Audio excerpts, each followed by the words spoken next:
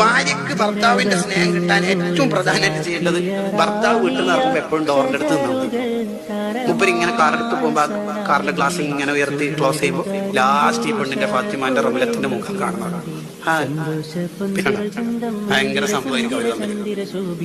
അയാൾ ആ ഭർത്താവ് 8-8 എന്റെ വീട്ടിലേക്ക് എത്തും. എന്താ കാരണം? കാത്തിരിക്കാൻ ഒരാളുണ്ട് എന്നുള്ളതാണ് കാരണം.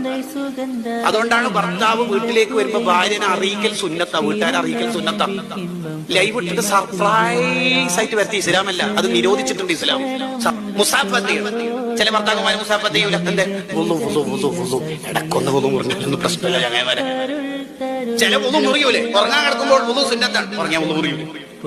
അപ്പൊ നമ്മൾ ജീവിതത്തിന്റെ സൗന്ദര്യം ആസ്വദിച്ച് ജീവിക്കണം.